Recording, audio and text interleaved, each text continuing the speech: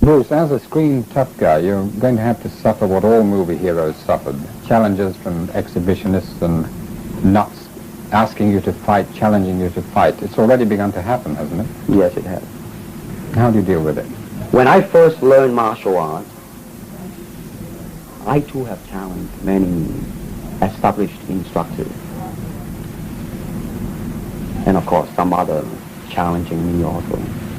But what I have learned is that challenging means one thing, is that what is your reaction to it? How does it get you? Now, if you are secure within yourself, you treat it very, very, very lightly, because you ask yourself, am I really afraid of that man? Or is that man, do I have any doubt within me that he's going to get me? But if I do not have such doubt, and if I do not have such fear, I would certainly treat it very lightly, just as today the rain is going on strong, but tomorrow, maybe the sun is going to come out again. I mean, it's like that type of a thing. Of course, they can't lose by challenging you. Even if they lose, they get the publicity of being a guy who actually fought. Well, let's face it, I mean, in Hong Kong, can you have a fight? I mean, a no-hold-bar fight. Is it a legal thing? It is and isn't.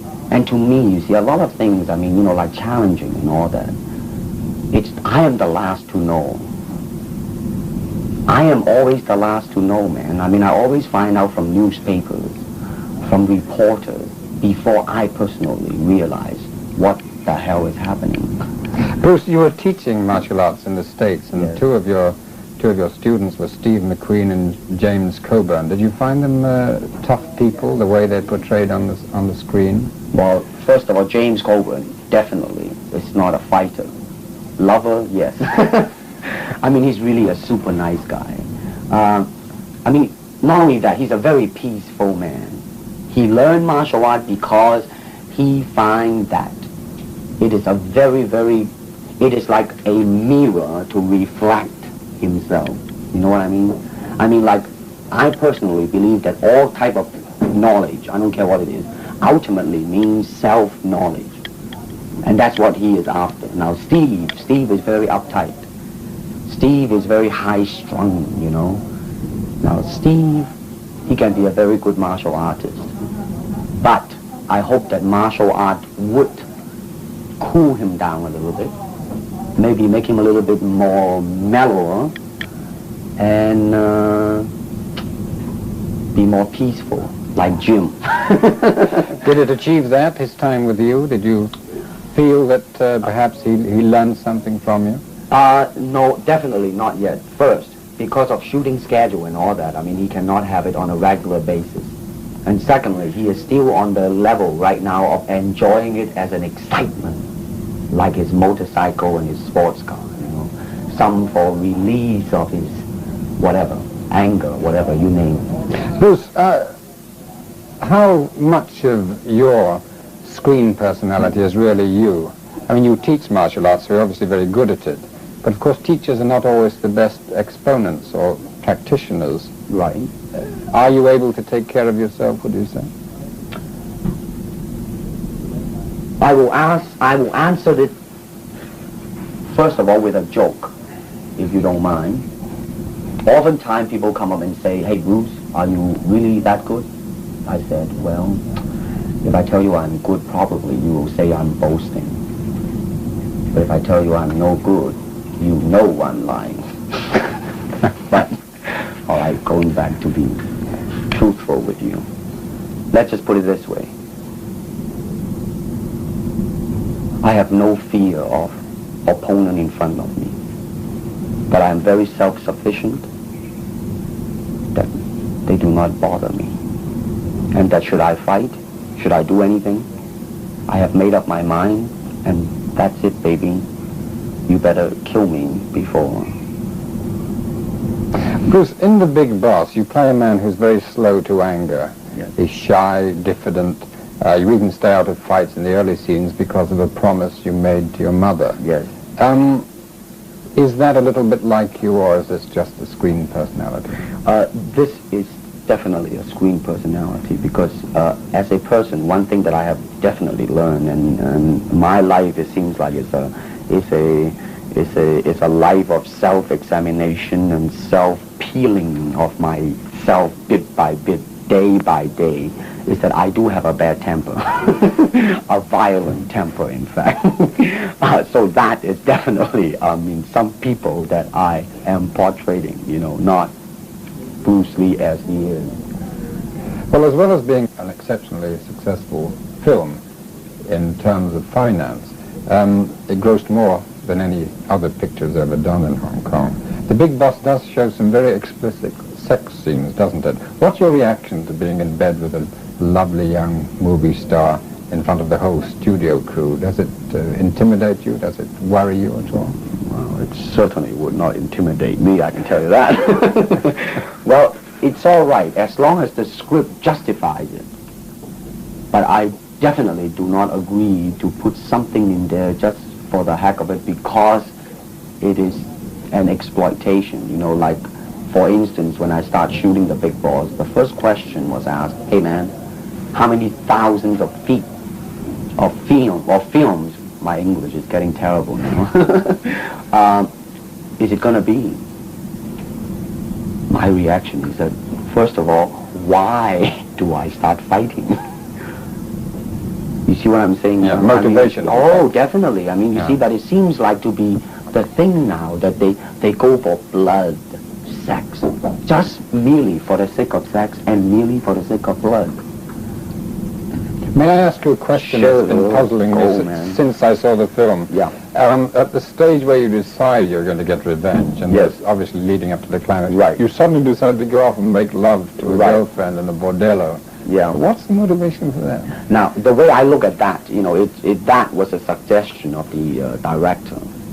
And I accept it in such a way, and that is him being a very simple man.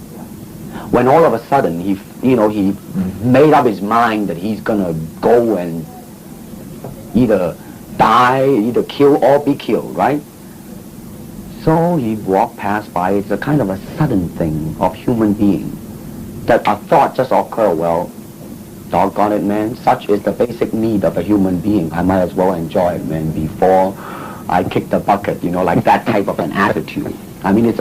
You cannot say it's just an occurrence, I think you'd probably agree, Bruce, that yes, the thing that's limited the appeal of Chinese films to Western audiences is that it's very unusual to find a Chinese actor who can act. And when I say that, I mean act in a Western style, in a manner that would make non-Chinese pay money to see them. You seem to have crossed that barrier.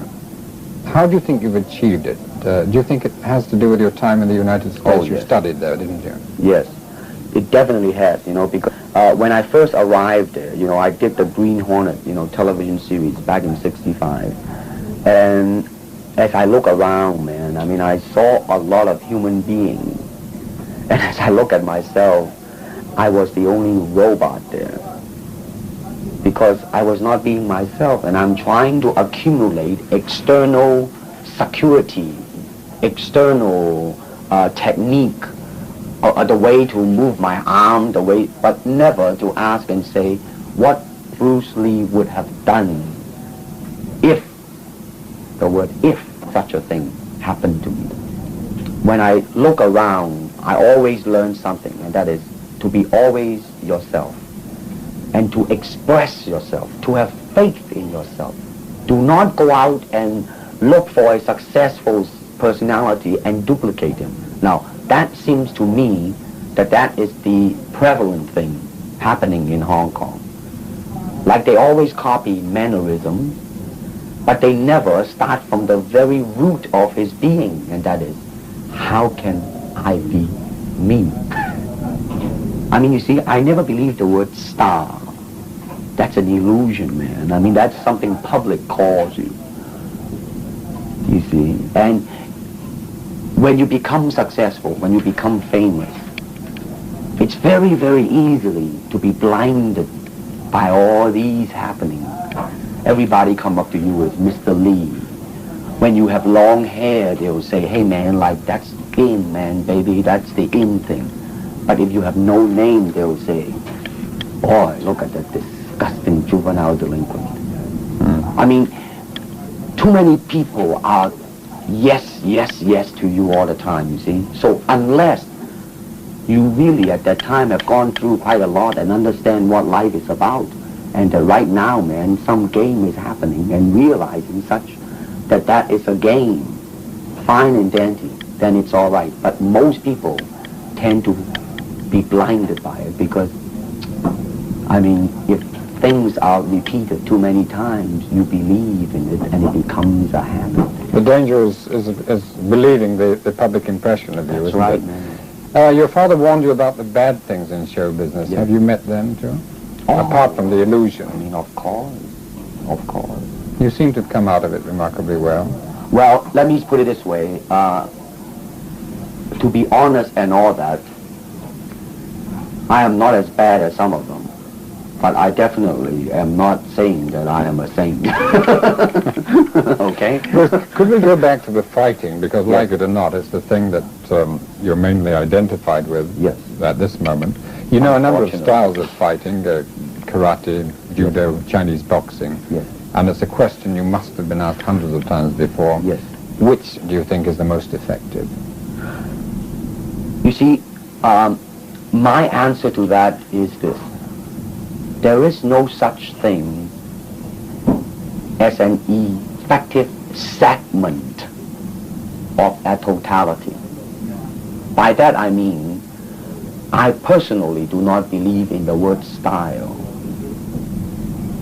Why? Because unless there are human beings with 3 arms and 4 legs, unless we have other group of beings on earth that are structurally different from us, then there might be a different style of fighting.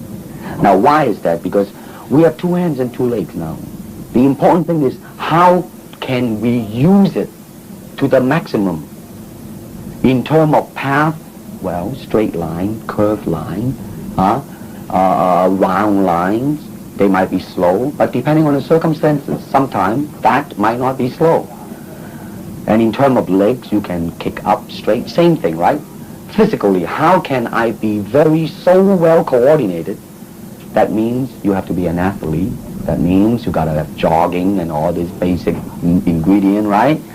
Now, and after all that, then you ask yourself, how can you honestly express yourself at that moment? And being yourself, when you punch, you really want to punch. Not you want to punch because trying to avoid not getting hit, but to really be in with it and express yourself. Now that is to me the most important thing, and that is how can I, in the process of learning how to use my body, to understand myself. Now the unfortunate thing is, now there's boxing, which use hands, judo, which is throwing. Now I'm not putting them down, mind you, but I'm saying one thing that is the bad thing, and that is, because of styles, people are separated. They are not united together because styles became law, man. But the original founder of the style started out with hypotheses. But now it has become the gospel truth. And people that go into it, man, became the product of that. It doesn't matter how you are, who you are, how you are structured, how you are built, how you are made. It doesn't matter. You just go in there and be that product. And that, to me, is not right. Bruce Lee, thank you. Ted, I thank you, man.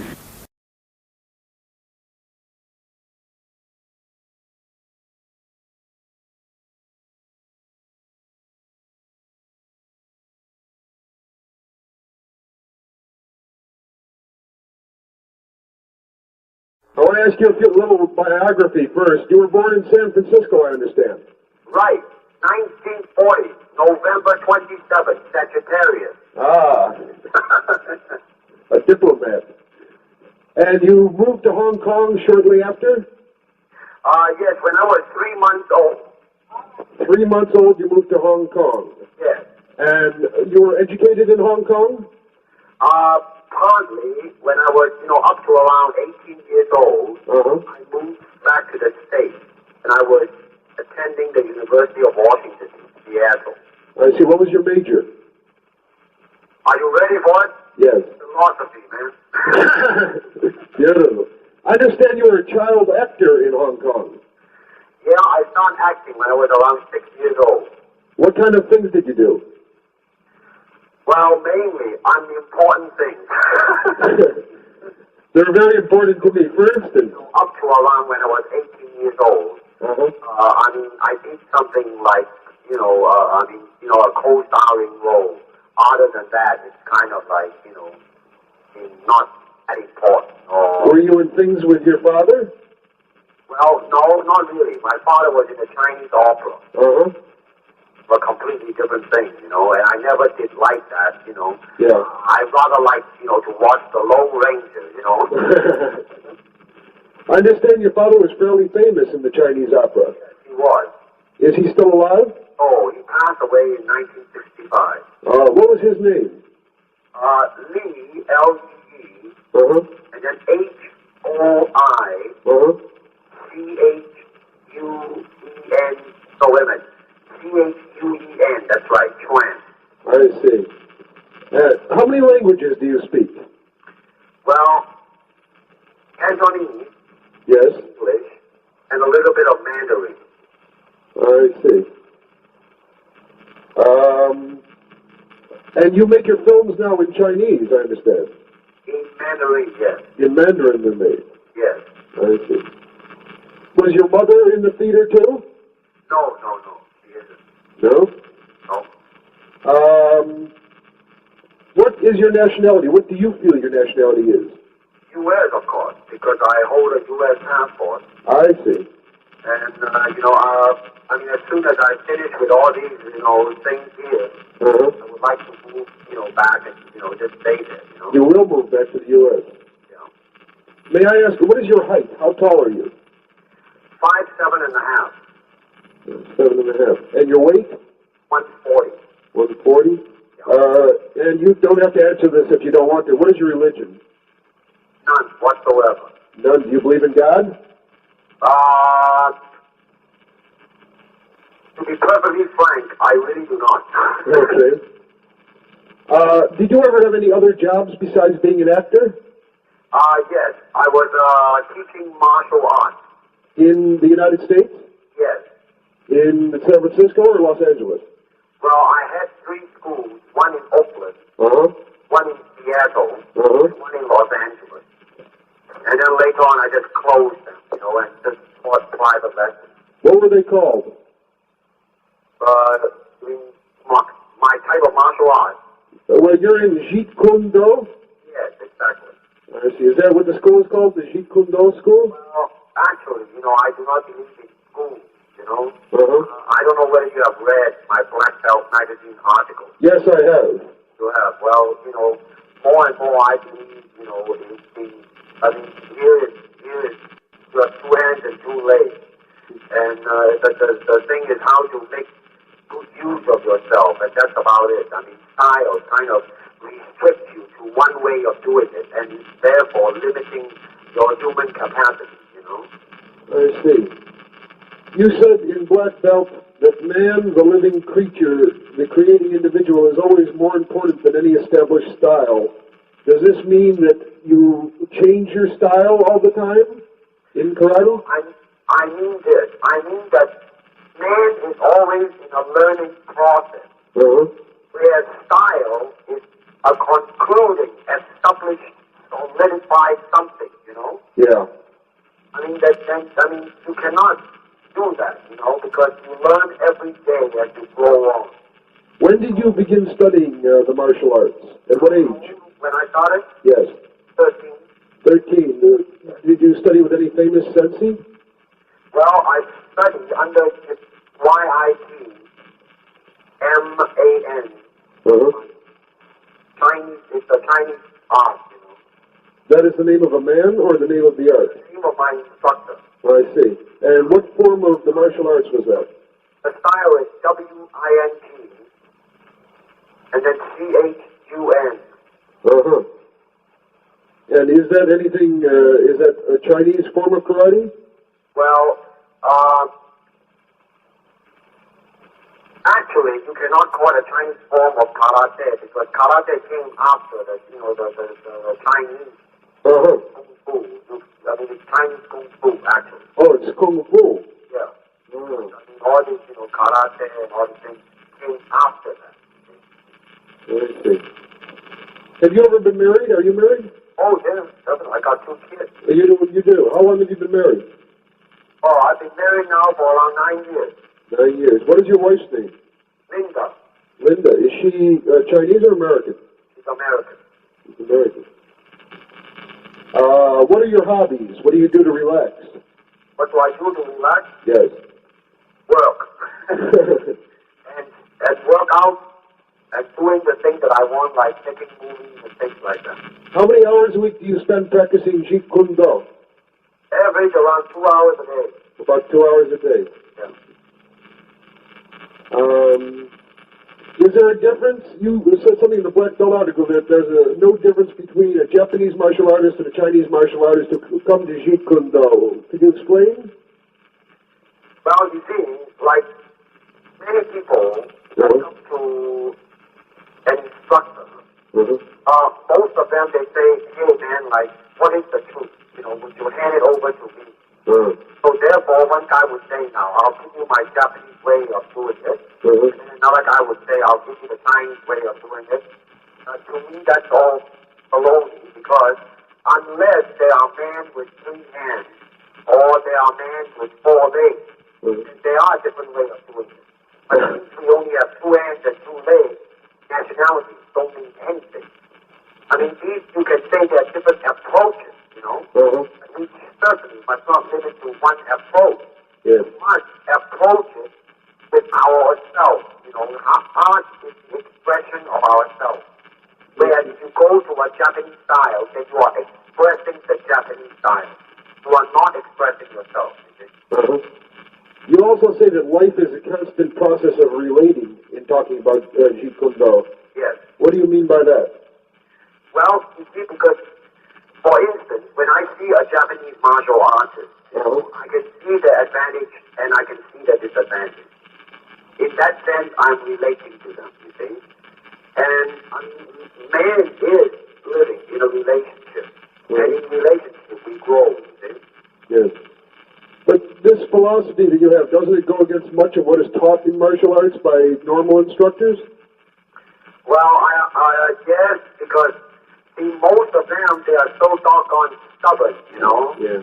I mean, 200 years ago I am taught like this, therefore, if you maintain that type of attitude, I mean, you had it. I mean, we will be still back in, we will never grow because, learning is discovering things. It's a constant discovering thing. Whereas if we follow the old method, it is a continuous repetition of what is being handed down several hundred years ago.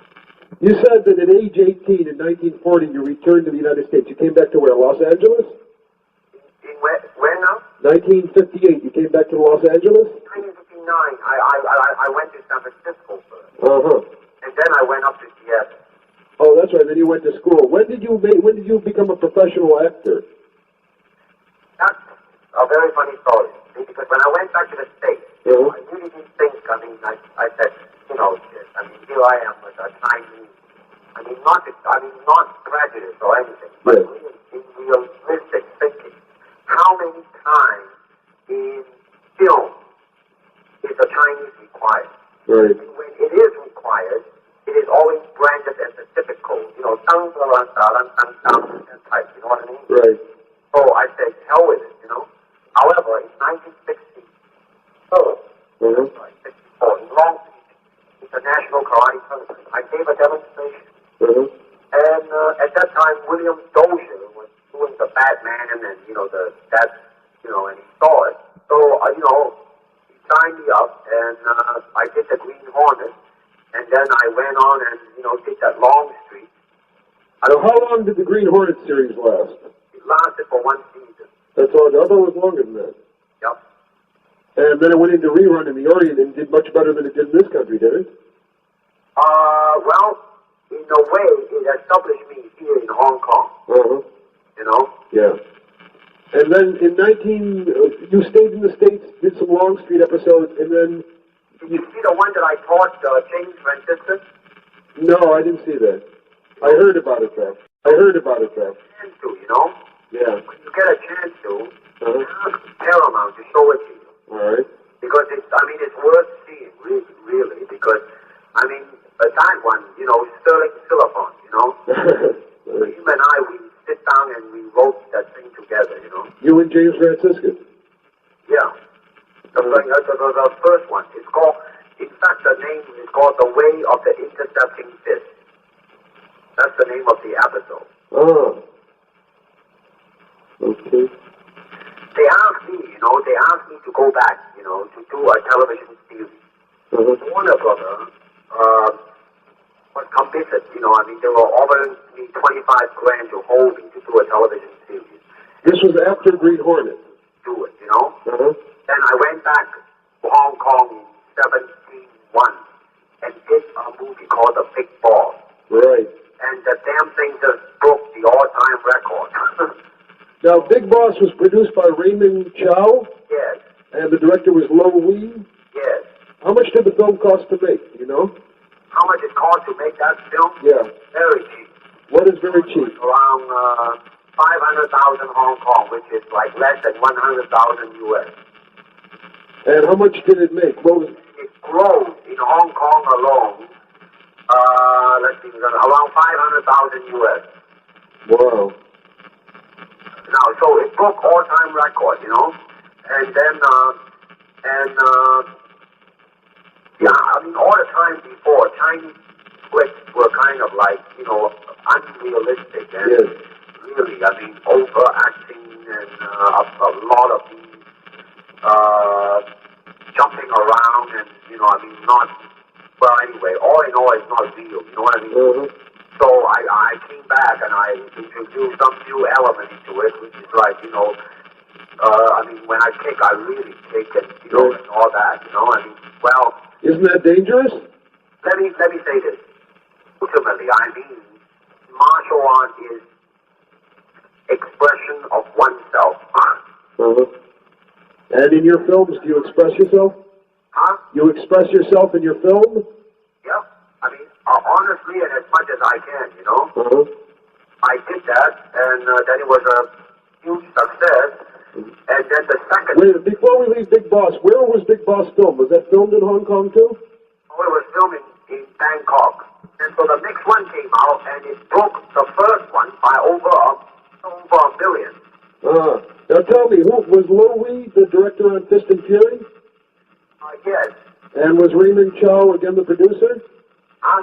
Was Raymond Chow producer of Fist and Fury? Who produced Fist and Fury? Today, we're shooting today on location. And we are called, it's called Enter the Dragon. Enter the Dragon. And it's my company that is producing it, and I'm directing it. And before we leave Fist and Fury, how much did Fist and Fury cost to make? The Fury is around 800,000 in Hong Kong. Which would be, what is it? 100,000. Under 200,000 US. And how much did that gross altogether? It grows close to $1 million US. 1 million. Hong Kong alone. Now, where else will it play besides Hong Kong? Well, the Big Boss, the first one, all-time record in Hong Kong and Singapore. In Thailand, Fist of Fury is doing the same right now in Singapore. And this one I'm doing now. It's not yet, released, but I have every inch of confidence that it's going to break the previous three. Now, Enter the Dragon is your new film, and you're producing this yourself. Chuck Norris, Chuck Norris. I know the name. Well, he is also in it. We shot the location in Rome. What is the plot of Enter the Dragon? Well, it's really a simple plot of a country boy, going to a place where he cannot speak the language, but somehow he came out on top because he honestly and simply expressed himself by beating the hell out of him. And listen, say, I gotta go now because my lunch break is over. And we have to start shooting. My producer just say that I don't even have time to eat my lunch now. Answer me just a couple quick more. Will your films be dubbed into English? Well, let me say this, that Warner Brother might be co-producing a film with us, and I am planning to do some films strictly in English. And I really have a feeling that it's just a matter of time that it will reach the States. I see. You know, the Italian flicks, you know, like Clint Eastwood type of a thing. And in your in the article in Black Belt, it said that you had been challenged by a lot of people who wanted to make their reputation by beating Bruce Lee. Is that still true? Oh, yes. Every damn day. In fact, the one who challenged me became a movie actor himself. Who's that? Company beginning to hire him, you know. And of course, somebody, you know, he was punched out by somebody after the film. They got into a fight. I mean, people challenge me, right? Right. They don't like it, so somebody else challenged the guy who challenged me. I mean, it's like that type of a thing. Do you enjoy being an actor? Yes, every inch of it, because it's my way of expressing myself. You know, I mean, it's a phenomenal way, which is it never happened before. Like whoever, you know, got me to sign a contract with another company, they will be getting, as a middleman, they will get 10 grand US. Can you believe that? I mean, it's getting to be like, I don't even believe it myself. Really? How has your life changed? Have you changed since you've gotten successful? I understand you're a cult figure in Hong Kong. You're very famous there. Well, it's changed in the sense that it's like I am in jail, you know what I mean? Really? Like what? I am like a monkey in the zoo, you know, people looking at me and things like that. And basically, I like simple life and I like to joke a lot and all those things, you know, but I mean, I cannot, you know, speak as freely as I, you know, could before because misinterpretation comes in and, I mean, you know, all kinds of things. But it hasn't changed me, basically, because I know that in my process of being born and going to die, something happened which is breaking some record. I mean, which to me, it doesn't mean anything, you know. I mean, it's just something that happened. I mean, it didn't give me any, you know, that I'm proud or I'm any, you know, better than I ever was. You know, I'm just the same damn old shit. Your lifestyle in Hong Kong, do you have your own home or do you live in an apartment? No, I just bought a beautiful house. I have to say, that changed, you know. And How big a house did you buy? Huh? How big is it a big house? Well, let's just say that it's very comfortable. How many rooms? Upstairs there's around 6. And downstairs? There's 3. How much did it cost? Well, let's not quote prices, you know. Okay. One thing, in 1969 you had a highly publicized TV demonstration in Hong Kong. Had you already signed the contract to make the film? It was 1970. Yeah. I did, you know, they dangle in the air 5 1-inch boards, and I sidekicked it and broke 4 of them. Huh? Suspended in the air. And, when you return to the United States, will you live in Los Angeles? Or No, well, yeah, right. you live in And where did you live in Los Angeles last time you lived here? I beg your pardon. Did you live in Los Angeles last time you lived here? Wait, I couldn't hear you. Did you live in Los Angeles when you lived here before? Yeah, I stayed in Los Angeles since 1965. I see. Who was your agent when you were here? I really didn't have agents, you know, in the sense that most of them is, you know, through my teaching that I got my job. Oh, I see. Through your teaching. Yeah, I was teaching like, you know, James Coburn, Sterling Philippon, Steve McQueen, and all those guys. You were teaching them Jeet Kune Do? Yeah. And this was when you were acting or before? It was during and before. When you were doing the Green Hornet series or before? During the Green Hornet. You were teaching them Jeet Kune Do then. Were they good pupils? Hello, were they good pupils? Well, yeah, they were all right. I mean, you know. Well, do you still do that? Or now you're too busy? Oh, I'm cool because, you know, I have to work every day. In fact, listen, I gotta make it. Okay, on this film you're working on, are you director? Producer is choosing to kick the hell out of me right now. In Enter the Dragon, are you the director? Yes. And the actor star? I'm the actor, the producer, and the whole bit. Did you write it? Yes, I screenplayed it. Are you producer? Yes, And you star in it, I see. yes. Okay, when will that be out? It will be out probably Chinese New Year. When is that? Hey, by the way, Yeah. how did you come to think of writing an article in Esquire? I mean, how? I wrote an article for another magazine about karate and heard about you, and then I mentioned to somebody at Esquire, and they liked the idea, so they said, go ahead and talk to him. Hey, hey, listen, when it is out, could you mail me one? Yes, for sure. Do you want me to send it to the Kowloon address? Yeah, you know, send it to the Golden Harvest. Right, right. Is that the name of your production company? Is that your company, Golden Harvest? No, not that one. What is the name of your company? You know, for now it will do, you know. What is the name of your company? Concord. Concord, right. Hey, when will it be out? I hope probably in the fall. In the fall, huh? Yeah. Okay, man. Very good. Thank you for calling. Well, thank you very much. I gotta make it. Okay. And, good luck and all that, okay? Thank you. Goodbye.